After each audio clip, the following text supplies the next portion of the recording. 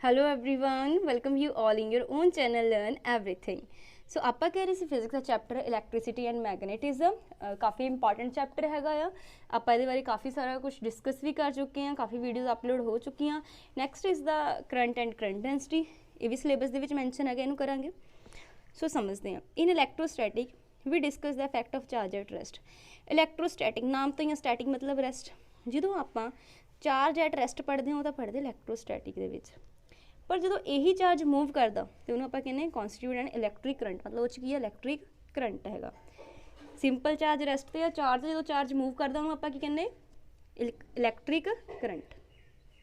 In the absence of external field, जो उन्होंने कोई एक्सटर्नल फील्ड बाहरों नहीं मिल रहा तो जिन्ने भी फ्री इलैक्ट्रॉन है इन द मैटैलिक कंडक्टर वो मूव करते रैंडमली मूव करेंगे। The electric charge transfer through any plane of the conductor is zero. If two end of conductor, हूँ मैं की करूँ वो कंडक्टर जोड़े मतलब दिस इज एक रॉड है कंडक्टर, इनू कनैक्ट कर देव किसी बैटरी नाल of an electric field E is equals to V upon L. V की potential difference and L is the length of conductor. Then उसे E के इक्वल टू हो जाएगा कि इलैक्ट्रिक फील्ड आ जाएगा V upon L। ये setup हो जाएगा every point in the wire, her wire के हर पॉइंट से कि इलैक्ट्रिक फील्ड आ जाएगा V upon L। V is the potential difference, उस कंडक्टर के एंड से जो बैटरी ने जो कनैक्ट किया तो बैटरी ने कनैक्ट करके जो पोटेंशियल डिफरेंस दोनों एंड से प्रोवाइड किया and L is the length. The free electron are accelerate in the direction of minus E. Electrons किधर होंगे एक्सेलेट करेंगे in the direction of minus E, यानी ओपोजिट इलैक्ट्रिक फील्ड के opposite. As a result free electron otherwise moving about a random all are set in the accelerated motion in the direction opposite to electric field. यानी जो तो नहीं उन्होंने connect किया है battery तो सारे फ्री से कनैक्ट कर दिता, फिर ओपोजिट हो गए इलैक्ट्रिक फील्ड के। An electron remain in the accelerated motion until it collide with an ion in a crystal lattice of wire, after which it resume its motion। यानी उदों तक एक्सेलेट कर देते हैं जो तक वो कोलाइड नहीं करते किसी ना। This presence of longitudinal electric field causes an electric charge flow through any cross of section of wire. So longitudinal electric field ही कॉज करता इलेक्ट्रिक चार्ज उत्थे। This organized flow of charge particle जो organize way नालों सारे flow करन लग पे आ कदों जो उन्होंने की प्रोवाइड किया तुसी इलैक्ट्रिक फील्ड उन्होंने ही आपां की कहते इलैक्ट्रिक करंट। यानी ऑर्गेनाइज फ्लो हैगा ऑफ चार्ज पार्टिकल, जो चार्ज पार्टिकल है ना जिदा प्लस क्यू माइनस क्यू, ये सारे चार्ज पार्टिकल जो एक ऑर्डर्ड वे हूँ जो मैं इलैक्ट्रॉन्स की गल करती हूँ, सब तो वधिया गल इलैक्ट्रॉन ज़्यादा चार्ज पार्टिकल जो किसी ऑर्डर्ड वे चलन लग पे कदों जो आप इलैक्ट्रिक फील्ड दिता उन्होंने कहते इलैक्ट्रिक करंट। सो समझ आ गया, कई बार बेसिक क्वेश्चन आ जाते हैं तो इस करके सिलेबस भी है, सो इन्हू समझना जरूरी है कि under the effect of electric field जो ऑर्गेनाइज्ड वे चार्ज पार्टिकल चलते हैं उन्होंने आप कहते electric current. Let's say Q charge है जो फ्लो किया किसी भी क्रॉस सैक्शन एरिया, ठीक है, टाइम किन्ने लिए किया टी दे विच, तो उत्थे आई इज इक्वल्स टू करंट, आई हुंदा करंट, करंट की आ गया charge upon time Q upon T. तो जे रेट ऑफ फ्लो लेना हो, ठीक है, if the rate of flow of charge with time is not constant the current varies with the, मतलब constant नहीं है, जो कॉन्सटेंट नहीं है फिर अपना डी लगा देंगे डेरीवेटिव, मतलब चेंज हो रहा, देख लवेंगे कितना चार्ज किन्ने टाइम के फ्लो कर रहे हो। So I is equals to D Q upon D T, ये फार्मूला भी तुहानूं पूछा जा सकता कि एक न्यूमेरिकल बन जाते हैं। यूनिट की होंगे हम सिंपल है, ये यूनिट होंगे एम्पीयर, आंदे किद्दां आ आई इज इक्वल्स टू की होंगे क्यू अपॉन टी, आई की क्यू की है coulomb, charge time coulomb per second, so coulomb per second की बन जाता 1 एम्पीयर। फार्मूले तो ही आई की सीगा करंट इक्वल टू की सीगा क्यू अपॉन टी, क्यू की होंगे चार्ज वो यूनिट की होंगे कूलम, टाइम दे की होंगे second, so coulomb per second बन गया।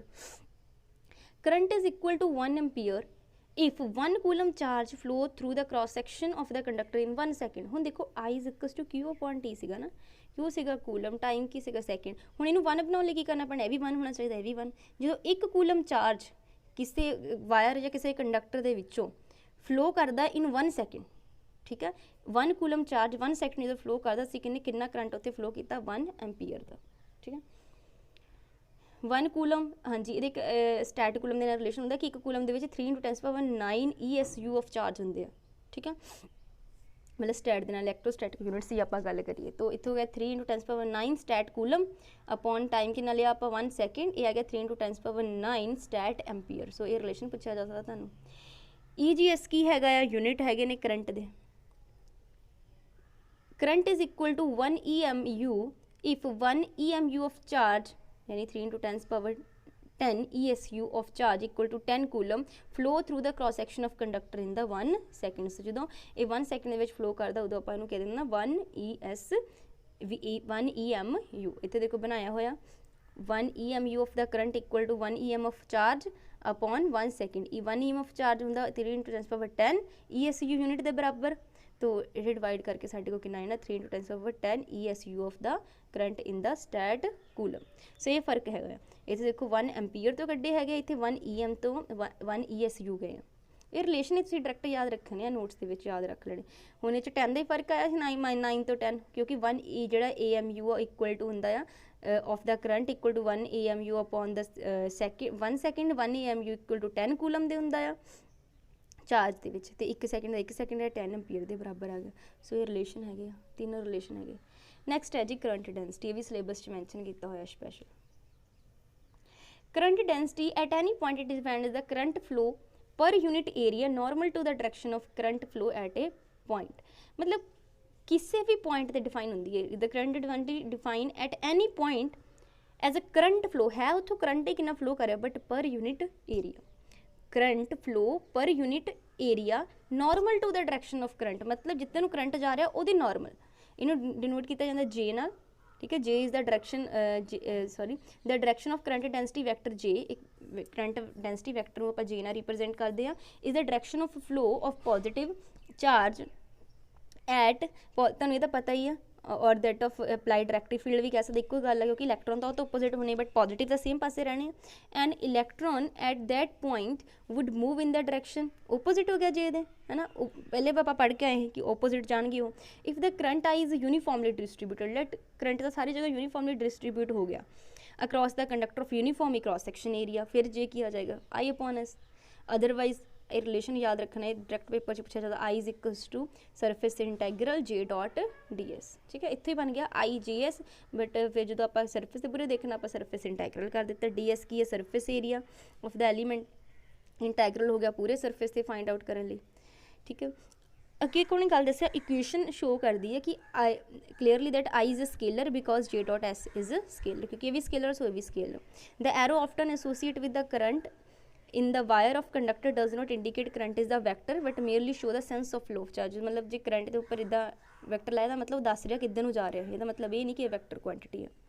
यूनिट ऑफ करंट डेंसिटी हुणे आप फॉर्मूला पढ़िया जे करंट डेंसिटी फार्मूला सीगा आई अपॉन एस। तो आई मतलब यूनिट ऑफ करंट दे की हुंदे एम्पीयर सरफेस एरिया क्योंकि मीटर स्केयर एम्पीयर पर मीटर स्केयर। एम्पीयर नूं आ देखो सी पर एस पता कितना लिखा हुण एम्पीयर की हुंदा आई नूं मैं की लिख सकती Q upon T Q upon T बन जाता coulomb per second. So coulomb per second पर मीटर स्केयर भी आ सकते हैं यूनिट।